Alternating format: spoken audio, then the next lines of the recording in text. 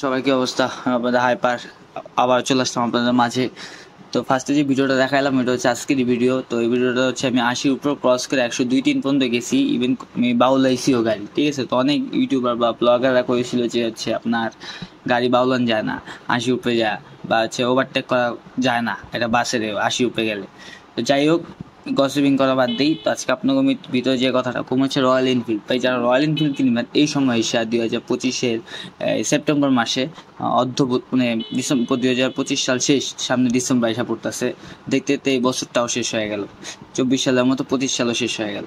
তো এখন যারা রয়্যাল এনফিল্ড কিনতে চান তারা আমার পার্সোনাল ওপিনিয়ন, আমার এক বড় ভাই রয়্যাল এনফিল্ড কিনতে চাইছে আমার কাছ থেকে। তো আমি বড় করলাম যে ভাই এত হায়ার সি বাইক নতুন না কিনেই ভালো, কারণ ভাই রয়্যাল এনফিল্ড বাইক এখন প্রত্যেকটা সেকেন্ড হ্যান্ড শোরুমে অ্যাভেলেবেল আছে, ঠিক আছে। তো মনে করেন এতগুলো টাকাতে না কিনাম সেকেন্ড হ্যান্ডে কিনি। রয়্যাল এনফিল্ড যারা সেল দিচ্ছে ভাই তারা হচ্ছে এমন না যে কোনো অ্যাক্সিডেন্ট কেস বা এমন না কোনো প্রবলেম আছে, মানে অনেক কস্ট ভাই, অনেক ব্যয়বহুল বাইক একটা, তো সবাই তো ভাই মেনটেন করা পসিবল না।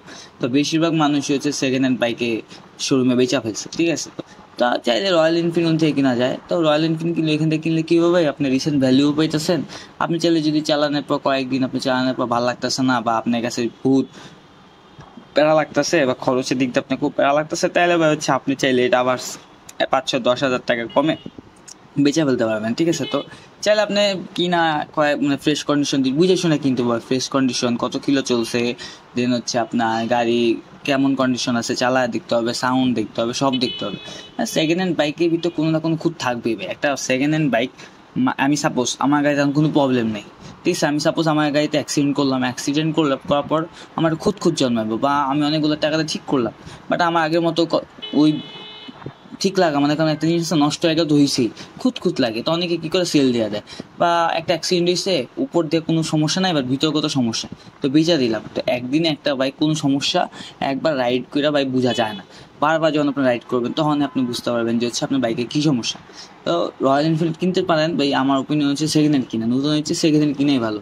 আর যাদের ভাই টাকার অভাব নেই বা 2 নম্বরে টাকা পয়সা আছে, যার হেরাও কিনতে পারেন লিগেলভাবে, বা হচ্ছে আপনি ইয়ের থেকে শোরুম থেকে কিনতে পারেন, যার ভাই। আমার ওপিনিয়ন যে এখন যে রয়্যাল এনফিল্ড কিনতে চান তাহলে আমি কমবো যে ভাই হচ্ছে আপনি সেকেন্ড হ্যান্ড কিনেন। আমি সেকেন্ড হ্যান্ড গাড়ি পছন্দ করি না, আমি সেকেন্ড হ্যান্ড গাড়ি পছন্দ করি না, কারণ হচ্ছে আমার কথা একটাই থাকবে যে আমি যেটা কিনবো এক হাতে ইউজ, মানে আমি ইউজ করবো, আর কেউ ইউজ করা থাকবে না। এটা হচ্ছে ভাই যদি আপনার টাকা থাকে, আপনি যদি মনে হয় 4 লাখ 4 লাখ 20 হাজার টাকা থাকে আপনি কিনতে পারেন, ঠিক আছে। এখন মনে করেন আপনি 3 লাখ টাকার ভিতর বা 2.5 লাখ টাকার ভিতর আপনি একটা হায়ার সিসি হচ্ছে আপনি মানে ফিল পাইতে চান, একটু ফ্রেশ কন্ডিশনের ভিতর, তাহলে আবার 2,80,000 ভিতর, তাহলে ভাই আপনি সেকেন্ড হ্যান্ড শোরুমস আপনার গতি নেই, মানে এত দাম এত কমের ভিতর তো আপনি হায়ার সিসি পাইবেন না। আর নতুন একটা বাইক ভাই লঞ্চ হয়েছে GPX 250, তো ভালো লাগছে ভাই গাড়ি, 64 গাড়ি। চাইলে ভাই ওটাও কিনতে পারেন, বাট ওটা চাইলে নতুনই কিনতে হবে ভাই, কারণ এটা এখনো সেকেন্ড হ্যান্ড বের হয় না, বা খুব কয়েকদিন আগে 1-1.5 সপ্তাহ আগে ভাই বের হয়েছে, চাইলে ওটাও কিনতে পারেন, বাট এটা ভাই সেকেন্ড হ্যান্ডে নাই, ঠিক আছে। আমি ঘাটছি ভাই কয়টা ফ্রেন্ড সাইকেলেতে যে সবাই করলাম যে সেকেন্ড হ্যান্ড বেরিয়েছে কিনা, না এখনো সেকেন্ড হ্যান্ড বেরোয় নেই। আর খুবই এটা সেকেন্ড হ্যান্ড খুবই কম পাইবেন, কারণ বাইকটা ভাই দেখতেও জোস, ঠিক আছে। তো এই GPX এর সামনে আমার কাছে মনে হয় না ভাই R15 বা অন্য রেসিং যে বাইকগুলো আছে সেগুলো খাওয়া আছে। তো overall end of the day কথা হলো এটাই যে সেকেন্ড হ্যান্ড গাড়ি যে গাড়ি কিনেন, ঠিক আছে, সেকেন্ড হ্যান্ড বুঝা টায়ার দেখে নেবেন, ডিস্ক দেখে নেবেন। দেখবেন সেকেন্ড হ্যান্ড মার্কেটে যখন যাইবেন আপনারা দেখবেন সব গাড়ি নতুন, ঠিক আছে। ওরা মনে করেন তেল মেরে রেখা দেয়, ঠিক আছে। ডেলি মুছে আমি একদিন দেখতেছিলাম তো খুব ডেলি মুছে ওরা।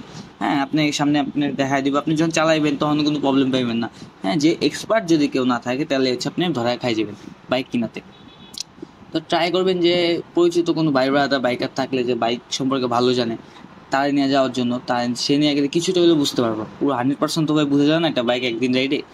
তো এই সময় এসে আমার কথা একটাই, এন্ড অফ দ্য ডে আপনি যদি মিড বাজেটের ভিতর একটা রেসিং বলা মিড বাজেটের ভিতর যদি আপনি হায়ার সিসি বাইক কিনতে চান, তাহলে আমি বলবো সেকেন্ড হ্যান্ডে রয়্যাল এনফিল্ড কিনতে পারেন। বা যারা রয়্যাল এনফিল্ড এখন কেনার চিন্তা ভাবনা করতেছেন নতুন, হ্যাঁ এত টাকা দিয়ে নতুন না কিনা হচ্ছে সেকেন্ড হ্যান্ড কিনেন, সেমই ভাই। কারণ যারা কিনা সেল দিয়ে দিচ্ছে তারা কোনো ক্ষতি করে নেই বেশি একটা, বা চালানোর সুযোগও পায় নাই, কারণ ওটা ভাই প্রচুর ব্যয়বহুল। যেমন আপনি পার লিটারে আপনি 21-22 বা 25 বেশি যায় না যতটুকু আমার শোনা। তো অবভিয়াসলি এটা তো আপনার কেউ অল্প চালায় মানে বেশি চালায় সেল দিবেন না, বা 30-35 হাজার কিলো চালায় কেউই সেল দিবেন। 5,000 কিলো পরে চালানোর পর তারা কষ্ট হয়ে গেছে, তারপর তারা সেল দিয়ে দিচ্ছে।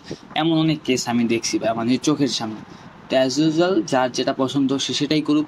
আর আমি আপনাদের ছোটো ভাই হিসাবে বললাম যে যেটা রয়্যাল এনফিল্ড কিনে সেকেন্ড হ্যান্ড কিনে এইবার এই সময় এসে কিনেই ভালো। তো আজ চলে আসলাম, আজকে ভাই সেই গরম।